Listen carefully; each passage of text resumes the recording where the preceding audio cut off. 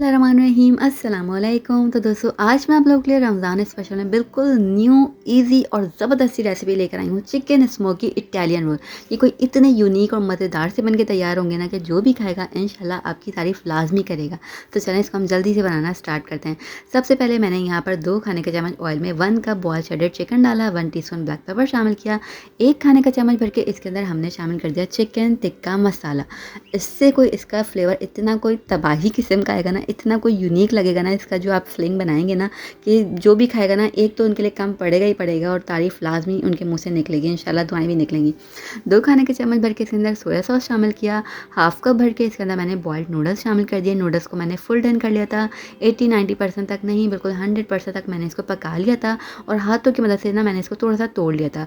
पूरे full size में ना मैंने इनको नूडल्स को शामिल नहीं किया। ठीक है, अब शामिल करेंगे half cup carrot, half cup cabbage और हाफ कप मैंने यहाँ पर ले लिया कैप्सिकम को। आप जितनी क्वांटिटी में वेजिटेबल्स को ऐड करना चाहेंगे, जो सी भी आपको पसंद है वो आप ऐड कर सकते हैं। ठीक है, 1 खाने का चम्मच भर के चिकन पाउडर डाला, अच्छी तरीके से आपने मिक्स करना है। इस पॉइंट पे आप सॉल्ट को चेक कर सकते हैं, आपको कम लगे तो आप ऐड कर सकते हैं। मैं इसके अंदर सॉल्ट का बिल्कुल भी इस्तेमाल नहीं करूँगी, क्योंकि सोया सॉस के अंदर भी सॉल्ट होता है, चिकन पाउडर भी सॉल्टी होता है और चिकन टिक्का मसाला में भी सॉल्ट होता ही है। ठीक है, तो मैंने चेक किया था, मुझे बिल्कुल भी ज़रूरत पेश नहीं आई। आपको लगे तो आप ऐड कर लीजिएगा। अब इसको 4 चाँद लगाने के लिए ना हमने देना है इसमें स्मोकी टच। तो उसके लिए मैंने यहाँ पर जलता हुआ कोयला रख के थोड़ा सा घी डाल के ना इसको मैंने 1 से 2 मिनट तक धुनी दे लेनी है, ताकि इसके अंदर बहुत ही ज़बरदस्त सी खुशबू आ जाए, बहुत ही ज़बरदस्त सा इसके अंदर ना एक बारबेक्यू का फ्लेवर आ जाएगा। बहुत ही ज़बरदस्त से बारबेक्यू रोज़ बन के तैयार होंगे और जो देसी टच आएगा ना इससे चिकन टिक्का मसाला से, उफ़ वो तो बहुत ही ज़बरदस्त होगा, ज़बान पे रह जाने वाला इसका फ्लेवर होने वाला है। अच्छी तरीके से स्मोक देने के बाद आपने इसको मिक्स कर लेना है और बस यहाँ पर ये ज़बरदस्ती स्टफिंग आपकी हो गई है एकदम डन।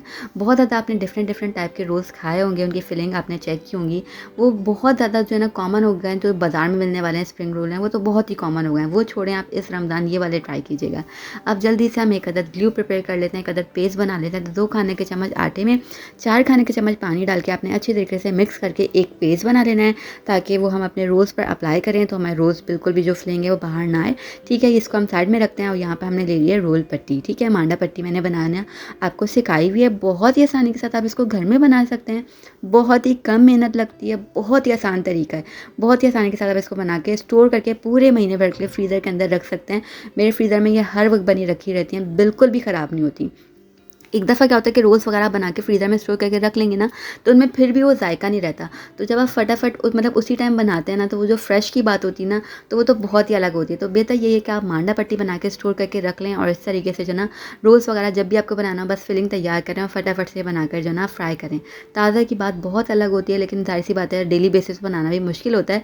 तो इसको स्टोर करने का भी तरीका मैं आपके साथ शेयर करूँगी। बना के पूरे महीने भर के लिए आप इसको स्टोर करके बहुत ही आसानी के साथ रख सकते हैं और बिल्कुल भी ये ब्रेक ना हो, वो भी मैं आपको तरीका बताऊँगी। अक्सर क्या होता है कि रोल शीट ब्रेक हो जाती हैं, निकालते टाइम पर फ्रीज़ होने के बाद वो फट जाती हैं, तो वो भी मैं तरीका बताऊँगी ताकि आपको मुश्किल पेश ना आए।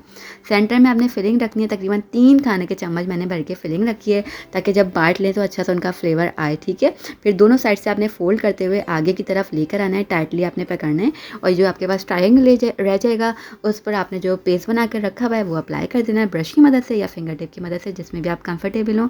बस अच्छे से आपने अप्लाई करना है ताकि ये बिल्कुल भी जो ना खुले नहीं। बहुत ज़्यादा थिक लेयर मत लगाइएगा, गाढ़ा मतलब पेस्ट बहुत ज़्यादा थिक करके मत लगाइएगा, वरना बिल्कुल आटे का फ्लेवर फील होने लगेगा। पतली लेयर लगाइएगा लेकिन अच्छी क्वांटिटी में लगाइएगा। ठीक है, बस यहाँ पर 1 अदद रोल हमारा ज़बरदस्त सा बन के हो गया तैयार, खूबसूरत सा। अब जल्दी से मैं दूसरा भी आपको शेप देना सिखा लेती हूँ। अच्छे तरीके से लॉक कर लीजिएगा ताकि फिलिंग बिल्कुल भी ख़राब ना हो। बहुत ही फास्ट फॉरवर्ड करके मैं आपको दिखा रही हूँ ताकि आपका टाइम वेस्ट ना हो। ये वाला काम बहुत ही ईजीली हो जाता है, शेप देना कोई ज़्यादा मुश्किल काम नहीं है। बस इस तरीके से आप फिलिंग बना लीजिए और उसको सेंटर में रखिए और यहाँ से फोल्ड करते हुए आगे की तरफ लेके आइए, या फिलिंग तैयार करके ग्लू तैयार करके अपने घर में जो आपके यहाँ बैठे हुए हैं भाई वगैरह हैं, बच्चे, उनको भी दे सकते हैं, वो भी तैयार कर सकते हैं। मैं अपने भाइयों को दे देती हूँ, वो सारे के सारे बना के तैयार कर देते हैं। तो बस यहाँ पर देखें डन हो गया। अब इसको जल्दी से हम स्टोर करने का तरीका भी देख लेते हैं। तो 1 अदद एयर टाइट कंटेनर ले लीजिएगा या प्लास्टिक जो जिप लॉक बैग होता है वो आप ले लीजिएगा। एक के ऊपर एक नहीं चढ़ाइएगा, पहले आराम से इनकी एक लेयर बिछाइएगा, फिर अगेन आपको जब दूसरी लेयर रखनी हो ना तो उसके लिए आपने उसके ऊपर प्लास्टिक शीट रखनी है। बहुत ज़्यादा चिपका के मत रखिएगा, वरना ये जब फ्रीज़ होने के बाद इनकी जो शीट्स होती है ना, जब आप वो निकालते हैं तब वो फट जाती हैं। ठीक है, फिर आपने इस तरीके से प्लास्टिक शीट रखी, दूसरी लेयर लगाई और ये डन है। अच्छे से एयर टाइट बॉक्स को लॉक करके आपने फ्रीज़र के अंदर रख देना है। जब दिल चाहे निकालना हो, फ्राई करना हो, 10 से 15 मिनट पहले निकाल के रखिएगा, रूम टेम्परेचर पे आ जाए फिर आपने फ्राई करना है। ठीक, अब हमने इसको फ्राई करने का तरीका नोट कर लेना, जो कि सबसे इम्पॉर्टेंट चीज़ है।